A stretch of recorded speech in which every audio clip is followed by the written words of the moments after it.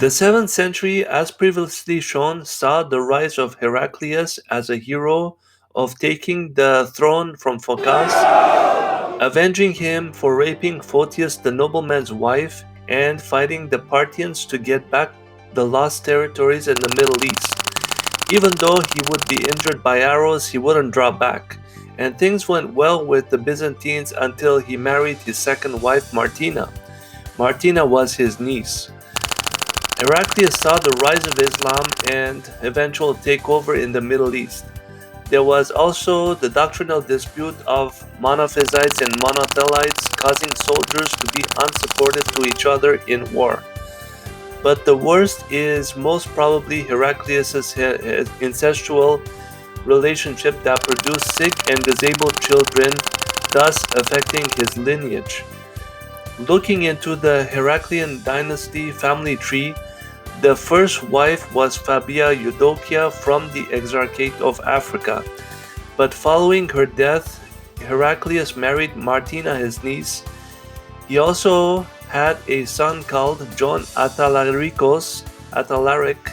through an unknown woman. Heraclius begat Heraclius, surnamed Heraklonas, to distinguish with his father. Through Martina, he was sickly. Through Fabia Eudokia, he begat a son, Heraclius, also named Constantine III, which was a healthy marriage, but Constantine married his second cousin, Gregoria, which wasn't acceptable either, but compared to his father's second marriage, this was overlooked. The son of Constantine III was baptized as Heraclius and reigned officially as Constantine, but he was named Constant II. Constantine IV, the son of Constans II, succeeded after him. The son of Constantine IV was Justinian II, who was the last but not least of the Heraclians. More on him later.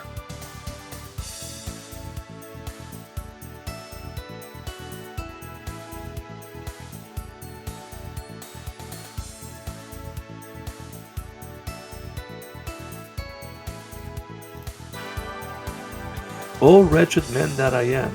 This is the main theme of the 7th century. While man at first may be a hero, in the end he is wretched. The motion or cycle of sin in Judges is as follows. Israel serves the Lord, falls into sin, is enslaved, cries out to the Lord, God raises up a judge, Israel is delivered, and Israel again serves the Lord.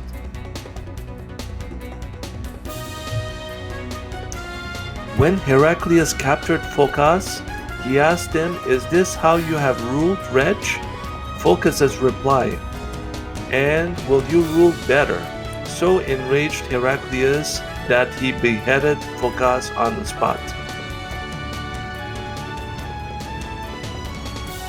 This was the challenge of the emperors of the 7th century.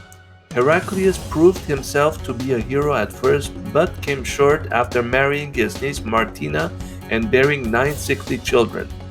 Constans too took heed by merely escaping by exchanging clothes with one of his men in his battle against the Muslim Rashiduns, and after he had seen the dream of being in Thessalonica, as he interpreted Thessalonica meaning Thessalonican, meaning giving the victory to the enemy, but was later assassinated after imposing the doctrine of monothelitism, the doctrine of one will in the one nature of Christ, without debate, and his planning to resettle his throne in Syracuse, Sicily.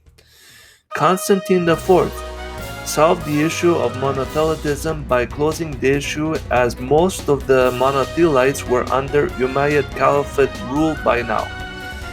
In his days, while the Umayyads settled nearby in the winter to lay siege of Constantinople, the Byzantines invented what is now called Greek fire, which can eject fire to the enemy ships. This caused the Muslims to lift up their siege and gave the advantage for Constantine IV to run for the rescue of Thessalonica taken by the Slavs. Family. Heraclius was married twice. First to Fabia Eudokia, a daughter of Rogatus, and then to his niece Martina. He had two children with Fabia, Eudoxia Epiphania, and Emperor Constantine III, and at least 9 with Martina, most of whom were sickly children. Of Martina's children, at least 2 were disabled, which was seen as a punishment for the illegality of the marriage. Fabius Flavius was a paralyzed neck, and Theodosius, who was deaf-mute, married Nike, daughter of Persian general Sharbaraz, or daughter of Niketas, cousin of Heraclius. 2 of Heraclius's children would become emperor. Heraclius Constantine, Constantine III, his son from Eudokia for 4 months in 641, and Martina's son Constantine Heraclius Heraklonas in 638 to 641. Heraclius had at least one illegitimate son, John Atalaricos, who conspired a plot against Heraclius with his cousin, the magister Theodorus, and the Armenian noble David Saharuni. When Heraclius discovered the plot, he had Atalaricos' nose and hands cut off, and he was exiled to Principe, one of the Prince's islands. Theodorus had the same treatment but was sent to Godomilete, possibly modern-day Gozo Island, with additional instructions to cut off one leg. During the last years of Heraclius' life, it became evident that a struggle was taking place between Heraclius Constantine and Martina, who was trying to position her son Heraklonas in line for the throne. When Heraclius died, he devised the empire to both Heraclius Constantine and Heraklonas to rule jointly with Martina as empress.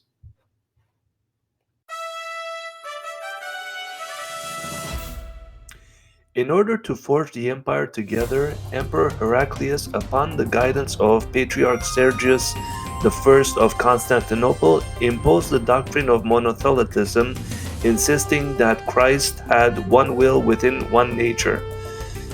While it was received at first in Syria and Armenia, it was later challenged and refuted by Rome and the West. Constans II, the grandson of Heraclius, refused to debate and threatened and even proceeded in torturing those who opposed, such as the monk Maximus, the confessor from Africa. Monothelitism or monothelitism, from the Greek doctrine of one will, is a particular teaching about how the divine and human relate in the person of Jesus. The Christological doctrine formally emerged in Armenia and Syria in 629. Specifically, monothelitism is the view that Jesus Christ has two natures but only one will. That is contrary to the Christology that Jesus Christ has two wills, human and divine, that correspond to his two natures, diothelitism. Monothelitism is a development of the Neo-Chalcedonian position of the Christological debates. Formulated in 638, it enjoyed considerable popularity, even garnering patriarchal support, before being rejected and denounced as heretical in 681 at the Third Council of Constantinople. Whether or not the doctrine of one nature but two wills in Christ is heretical, this is what the Gospel of John chapter 7 says concerning fulfilling God's will. John 7:16. Jesus answered them and said, "My doctrine is not mine, but his that sent me. If any man will do his will, he shall know of the doctrine, whether it be of God or whether I speak of myself. He that speaketh of himself seeketh his own glory, but he that seeketh his glory that sent him, the same is true, and no unrighteousness is in him. Did not Moses give you the law, and yet none of you keepeth the law? Why go ye about to kill me? And further on, Paul mentions the struggle a believer faces over his own conflicting wills, whether to serve God or his sinful nature. Romans 7:13. Was then that which is good made death unto me? God forbid. But sin, that it might appear sin, working death in me by that which is good, that sin by the commandment might become exceeding sinful. For we know that the law is spiritual, but I am carnal, sold under sin. For that which I do I allow not, for what I would, that do I not, but what I hate, that do I. If then I do that which I would not, I consent unto the law that it is good. Now then, it is no more I that do it, but sin that dwelleth in me. For I know that in me, that is in my flesh, dwelleth no good thing, for to will is present with me. But how to perform that which is good I find not. For the good that I would I do not, but the evil which I would not, that I do. Now if I do that I would not, it is no more I that do it, but sin that dwelleth in me. I find then a law that when I would do good, evil is present with me. For I delight in the law of God after the inward man. But I see another law in my members, warring against the law of my mind, and bringing me into captivity to the law of sin which is in my members. O wretched man that I am, who shall deliver me from the body of this death? I thank God through Jesus Christ our Lord. So then with the mind I myself serve the law of God, but with the flesh the law of sin. Colossians 1:1. Paul, an apostle of Jesus Christ by the will of God, and Timotheus our brother. Verse 9. For this cause we also, since the day we heard it, do not cease to pray for you, and to desire that ye might be filled with the knowledge of his will in all wisdom and spiritual understanding, that you might walk worthy of the Lord unto all pleasing, being fruitful in every good work, and increasing in the knowledge of God, strengthened with all his might according to his glorious power, unto all patience and longsuffering with joyfulness, giving all thanks unto the Father, which hath made us meet to be partakers of the inheritance of the saints in light, who hath delivered us from the power of darkness, and hath translated us into the kingdom of his dear Son, in whom we have redemption through his blood, even the forgiveness of sins. Colossians 2:4. And this I say, lest any man should beguile you with enticing words. Verse 8. Beware lest any man spoil you through philosophy and vain deceit, after the tradition of men, after the rudiments of the world, and not after Christ. For in him dwelleth all the fullness of the Godhead bodily. And ye are complete in him, which is the head of all principality and power. Is this doctrine what caused Syria and Armenia to be taken by the Rashidun Caliphate, which eventually was dropped as heretical after being challenged by the West?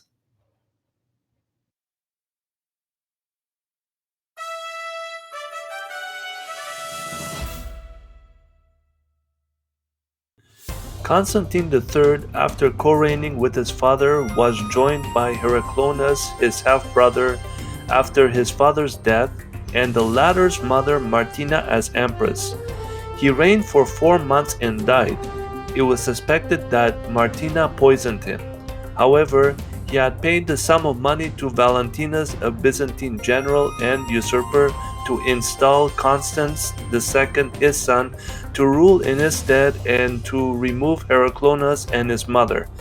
They were mutilated and exiled to Rhodes.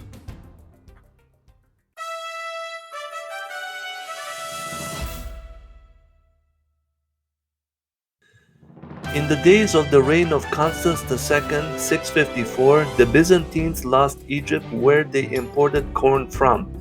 Also, Muawiyah made raids by sea, plundering Rhodes. The emperor fought in Phoenice of Lycia in 655 at the Battle of the Masts, but was defeated. 500 Byzantine ships were destroyed in the battle, and he merely escaped by exchanging clothes with one of his men. Before the battle, chronicler Theophanes the Confessor says the emperor dreamed of being at Thessalonica. This dream predicted his defeat against the Arabs because the word Thessalonica is similar to the sentence Thessalonican, which means gave victory to another, the enemy. Caliph Uthman was preparing to attack Constantinople, but he did not carry out the plan as the first fitna, internal revolution against the Rashidun by the Umayyads, broke out in 656, and Uthman was assassinated and succeeded by Ali. Death and succession. Rumors that he was going to move the capital of the empire to Syracuse were probably fatal for Constans. On September 15, 668, he was assassinated in his bath by his chamberlain, according to Theophilus of Edessa, with a bucket. His son Constantine succeeded him as Constantine IV. A brief usurpation in Sicily by Mezisius was quickly suppressed by the new emperor.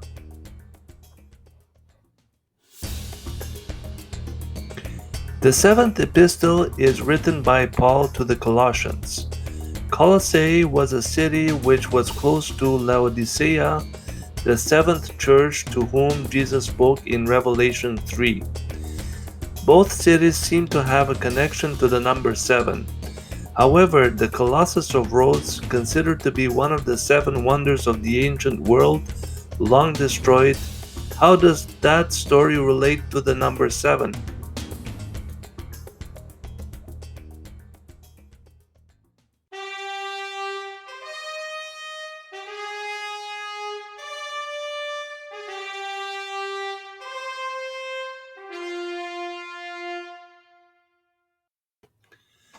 Preserved in Greek anthologies of poetry is what is believed to be the genuine dedication text for the Colossus. To you, O sun, the people of Dorian Rhodes set up this bronze statue reaching to Olympus when they had pacified the waves of war and crowned their city with the spoils taken from the enemy. Not only over the seas but also on land did they kindle the lovely torch of freedom and independence. For to the descendants of Heraclius belongs dominion over sea and land. In 653, an Arab force under Muslim Caliph Muawiyah I captured Rhodes, and according to the chronicle of Theophanes the Confessor, the statue was melted down and sold to a Jewish merchant of Edessa who loaded the bronze on 900 camels. Notice the connection of the Colossus of Rhodes, an image to the sun god Helios, and Samson from the book of Judges, the 7th book of the first cycle. Samson means like the sun, a Danite, son of Manoah, a Nazarite for life, and a judge of Israel for 20 years.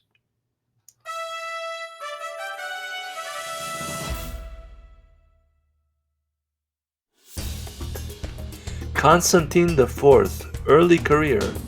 The eldest son of Constans II, Constantine IV had been named the co-emperor with his father in 654.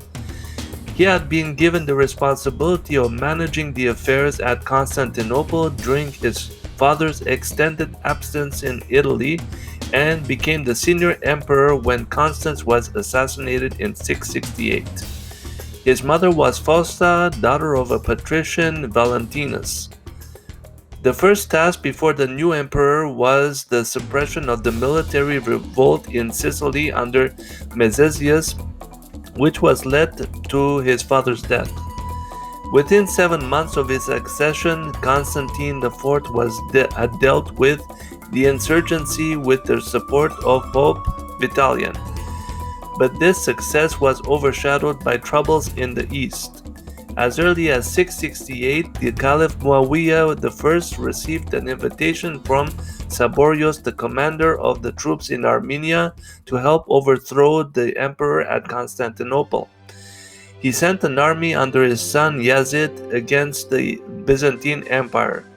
Yazid reached Chalcedon and took the important Byzantine center Amorion. While the city was quickly recovered, the Arabs next attacked Carthage and Sicily in 669. In 670, the Arabs captured Cyzicus and set up a base from which to launch further attacks into the heart of the empire. Their fleet captured Smyrna and other coastal cities in 672. Finally, in 672, the Arabs sent a large fleet to attack Constantinople by sea. While Constantine was distracted by this, the Slavs laid siege to Thessalonica. The Siege of Constantinople, 674 to 678. Commencing in 674, the Arabs launched the long-awaited siege of Constantinople. The great fleet that had been assembled set sail under the command of Abdul Rahman ibn Abu Bakr before the end of the year. During the winter months, some of the ships anchored at Smyrna, the rest of the coast of Cilicia. Additional squadrons reinforced the forces of Abd al-Rahman before they proceeded to Hellespont, into which they sailed in about April 674. From April to September 674, the fleet lay moored from the promontory of Hebdamon on the Propontis as far as the promontory of Kikliobion near the Golden Gate, and throughout those months continued to engage with the Byzantine fleet, which defended the harbor from morning to evening. Knowing that it was only a matter of time before Constantinople was under siege, Constantine had ensured that the city was well provisioned. He also constructed a large number of fire ships and fast-sailing boats provided with tubes or siphons for squirting fire. This is the first known use of Greek fire in combat, which was one of the key advantages that the Byzantines possessed. In September, the Arabs, having failed in their attempts to take the city, sailed to Cyzicus, which they made their winter quarters. Over the following 5 years, the Arabs would return each spring to continue the siege of Constantinople, but with the same results. The city survived, and finally in 678 the Arabs were forced to raise the siege. The Arabs withdrew and were almost simultaneously defeated in the land in Lycia in Anatolia. This unexpected reverse forced Muawiyah first to seek a truce with Constantine. The terms of the concluded truce required the Arabs to evacuate the islands they had seized in the Aegean and to pay an annual tribute to the emperor consisting of 50 slaves, 50 horses, and 3,000 pounds of gold. The raising of the siege allowed Constantine to go to the relief of Thessalonica, still under siege from the Slavs.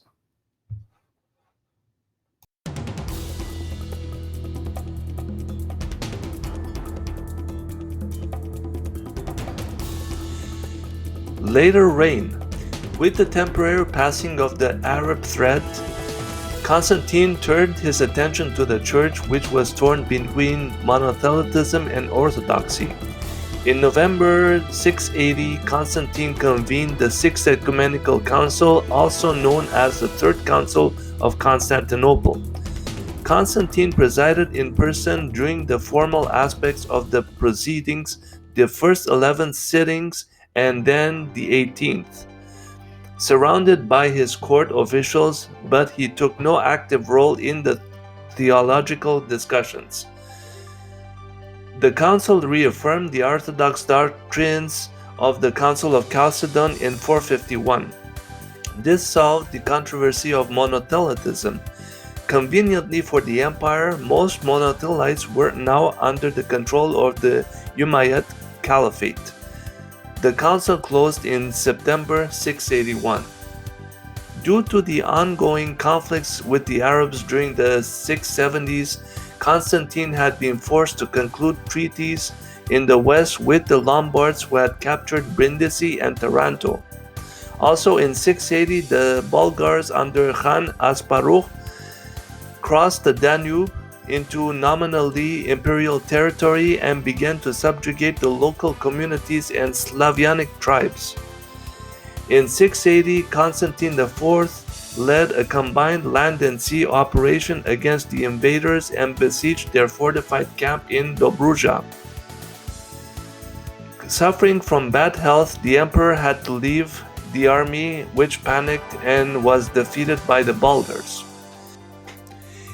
In 681, Constantine was forced to acknowledge the Bulgar state in Moesia and to pay tribute protection money to avoid further inroads into Byzantine Thrace.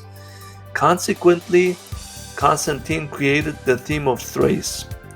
His brothers Heraclius and Tiberius had been crowned with him as Augusti during the reign of their father, and this was confirmed by the demand of the populace, but in 681, Constantine had them mutilated so they would be ineligible to rule. At the same time, he associated on the throne his own young son Justinian II. Constantine died of dysentery in September 685.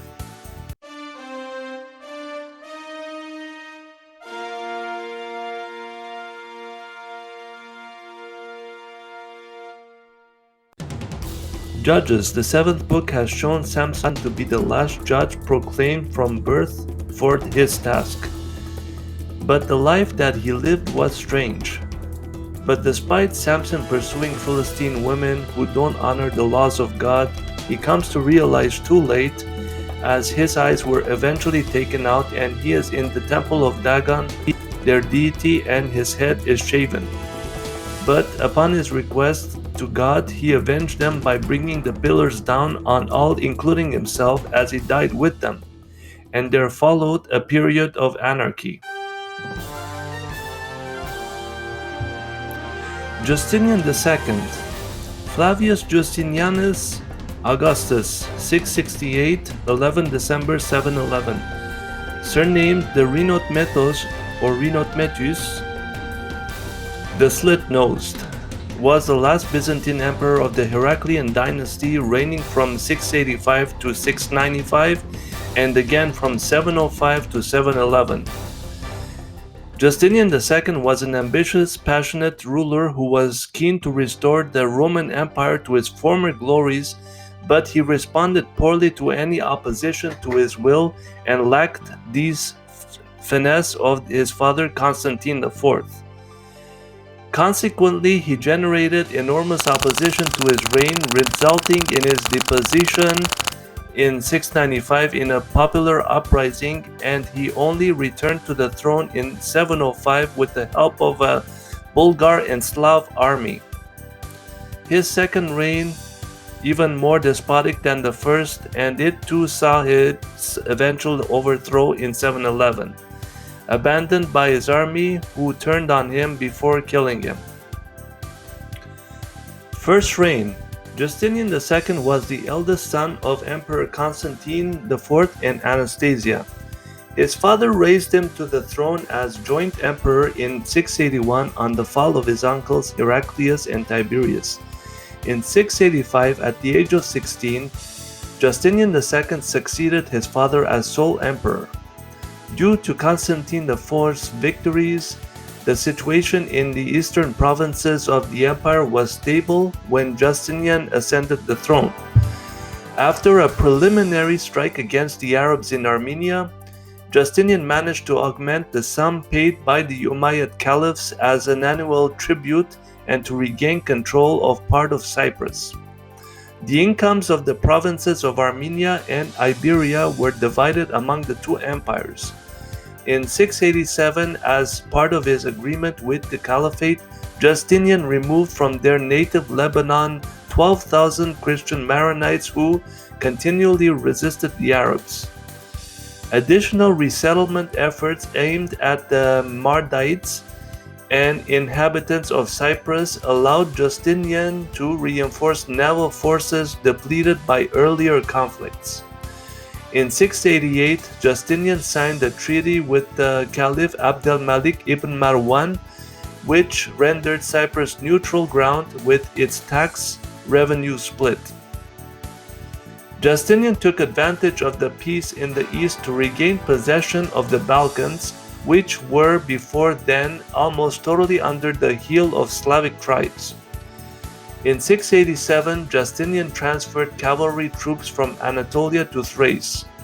With a great military campaign in 688-689, Justinian defeated the Bulgars of Macedonia and was finally able to enter Thessalonica, the second most important Byzantine city in Europe. The subdued Slavs were resettled in Anatolia, where they were to provide a military force of 30,000 men. Emboldened by the increase of his forces in Anatolia, Justinian now renewed the war against the Arabs. With the help of his new troops, Justinian won a battle against the enemy in Armenia in 693, but they were soon bribed to revolt by the Arabs. The result was that Justinian was comprehensively defeated at the Battle of Sebastopol, caused by the defection of most of his Slavic troops, while he himself was forced to flee to the Propontis.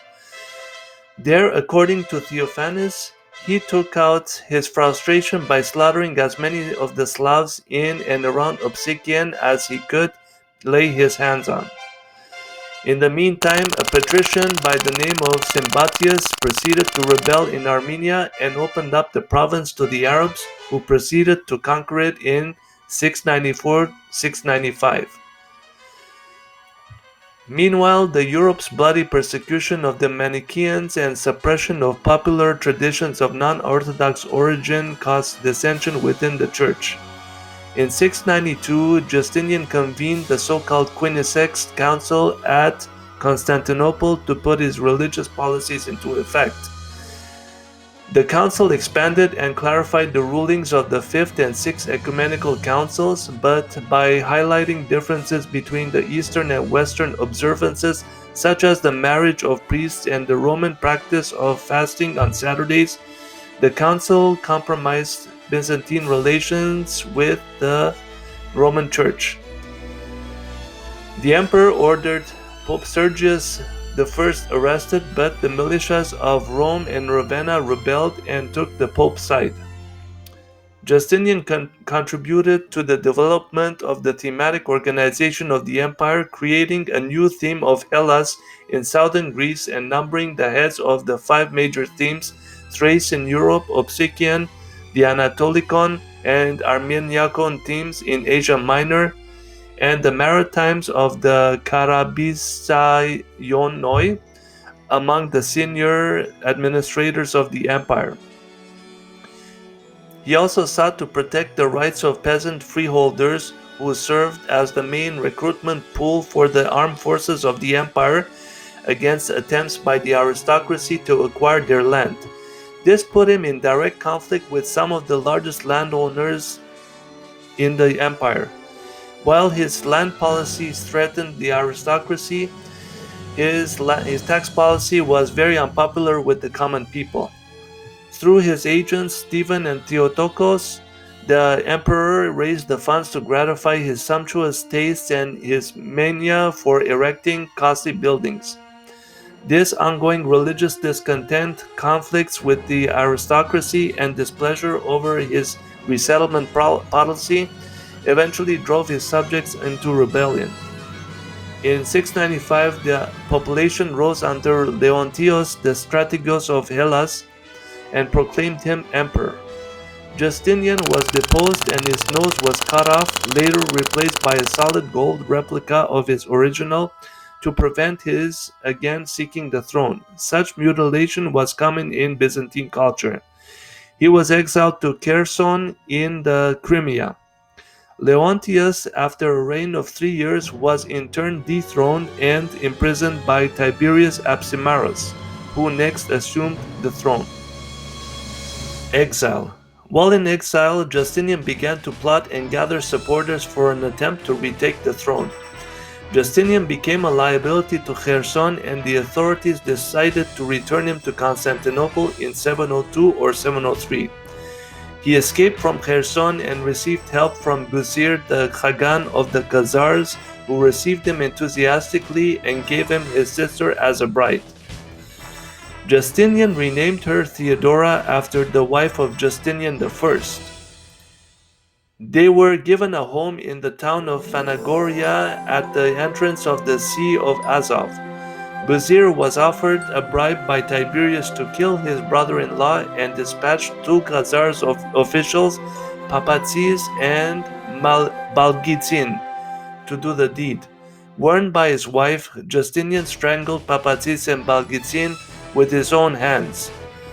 He sailed in a fishing boat to Kherson, summoned his supporters, and they all sailed westward across the Black Sea. As the ship bearing Justinian sailed along the northern coast of the Black Sea, he and his crew became caught up in a storm somewhere between the mouths of Dniester and Dnieper rivers. While it was raging, one of his companions reached out to Justinian saying that if he promised God that he would be magnanimous and not seek revenge on his enemies, when he was returned to the throne, they would all be spared. Justinian retorted, "If I spare a single one of them, may God drown me here." Having survived the storm, Justinian next approached Tervel of Bulgaria. Tervel agreed to provide all the military assistance necessary for Justinian to regain his throne in exchange for financial considerations, the award of a Caesar's crown, and the hand of Justinian's daughter Anastasia in marriage. In spring 705, with an army of 15,000 Bulgar and Slav horsemen, Justinian appeared before the walls of Constantinople. For 3 days, Justinian tried to convince the citizens of Constantinople to open the gates, but to no avail. Unable to take the city by force, he and some companions entered through an unused water conduit under the walls of the city, roused their supporters, and seized control of the city in a midnight coup d'etat. Justinian once more ascended the throne, breaking the tradition, preventing the mutilated from imperial rule. After tracking down his predecessors, he had his rivals Leontius and Tiberius brought before him in chains in the hippodrome, now wearing a golden nasal prosthesis. There, before jeering populace, Justinian placed his feet on the necks of Tiberius and Leontius in a symbolic gesture of subjugation before ordering their execution by beheading, followed by many of their partisans, as well as deposing, blinding, and exiling Patriarch Callinicos I of Constantinople to Rome. Second reign. His second reign was marked by unsuccessful warfare against Bulgaria and the Caliphate and by cruel suppression of opposition at home. In 708, Justinian returned on Bulgarian Khan Tervel, whom he had earlier crowned Caesar, and invaded Bulgaria, apparently seeking to recover the territory ceded to Tervel as a reward for his support in 705. The emperor was defeated, blockaded in Anchialus, and forced to retreat. Peace between Bulgaria and Byzantium was quickly restored. This defeat was followed by Arab victories in Asia Minor, where the cities of Cilicia fell into the hands of the enemy, who penetrated into Cappadocia in 709 to 711. He ordered Pope John VII to recognize the decisions of the Quinisex Council and simultaneously fitted out a punitive expedition against Ravenna in 709 under the command of the patrician Theodore. The expedition was led to reinstate the Western Church's authority over Ravenna, which was taken as a sign of disobedience to the emperor and revolutionary sentiment. The repression succeeded, and the new Pope Constantine visited Constantinople in 710. After receiving Holy Communion at the hands of the Pope, he renewed all the privileges of the Roman Church. Exactly what passed between them on the subject of the Quinisex Council is not known. It would appear, however, that Constantine approved most of the canons. This would be the last time a pope visited the city until the visit of Pope Paul VI to Istanbul in 1967. Justinian's rule provoked another uprising against him. Kherson revolted, and under the leadership of the exiled general Bardanus, the city held out against a counterattack. Soon the forces sent to suppress the rebellion joined it. The rebels then seized the capital and proclaimed Bardanus as Emperor Philippicus. Justinian had been on his way to Armenia and was unable to return to Constantinople in time to defend it. He was arrested and executed outside the city in December 711, his head being sent to Bardanus as a trophy. On hearing the news of his death, Justinian's mother took his 6-year-old son and co-emperor Tiberius to sanctuary at St. Mary's Church in Blachernae, but was pursued by Philippicus's henchmen, who dragged the child from the altar and, once outside the church, murdered him, thus eradicating the line of Heraclius. Legacy. Justinian's reign saw the continued, slow, and ongoing process of transformation of the Byzantine Empire, as the traditions inherited from the ancient Latin Roman state were gradually being eroded. This is most clearly seen in the coinage of Justinian's reign, which saw the reintroduction of the loros, the traditional consular costume that had not been seen on imperial coinage for a century, while the office itself had not been celebrated for nearly half a century. This was linked to Justinian's decision to unify the office of consul with that of an emperor, thus making the emperor the head of state, not only de facto but also de jure. Although the office of the consulate would continue to exist until Emperor Leo VI the Wise formally abolished it in November 94, it was Justinian who effectively brought the consulate as a separate political entity to an end. He was formally appointed as consul in 686, and from that point, Justinian II adopted the title of consul for all the Julian years of his reign, consecutively numbered. Though at times undermined by his own despotic tendencies, Justinian was a talented and perspective ruler who succeeded in improving the standing of the Byzantine Empire. A pious ruler, Justinian was the first emperor to include the image of Christ on coinage issued in his name, and attempted to outlaw various pagan festivals and practices that persisted in the empire. He may have self-consciously modeled himself on his namesake Justinian I, as seen in his enthusiasm for large-scale construction projects and the renaming of his Khazar wife with the name of Theodora.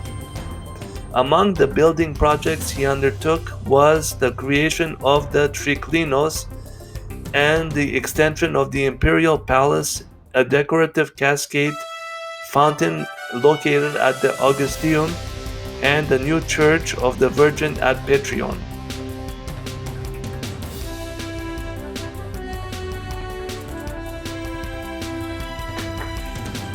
Judges 17:6. In those days there was no king in Israel, but every man did that which was right in his own eyes. 20 Years Anarchy. The 20 Years Anarchy is a historiographic term used by some modern scholars for the period of acute internal stability in the Byzantine Empire, marked by the rapid succession of several emperors to the throne between the first deposition of Justinian II in 695 and the ascent of Leo III the Isaurian to the throne in 717, marking the beginning of the Isaurian dynasty. Justinian II and the usurpers 685 to 711. Justinian II, 685 to 711, set in motion a chain of events by embarking on a despotic and increasingly violent course. His policies met with considerable opposition, eventually provoking a rebellion led by Leontius 695 to 698 in 695, which deposed and exiled him, precipitating a prolonged period of instability and anarchy with 7 emperors in 22 years. Leontius proved equally unpopular and was in turn overthrown by Tiberius III 698 to 705. Tiberius managed to bolster the eastern frontier and reinforce the defenses of Constantinople, but meanwhile Justinian was aspiring to make a comeback, and after forming an alliance with the Bulgars, succeeded in taking Constantinople and executing Tiberius. Justinian then continued to reign for a further 6 years, 705 to 711.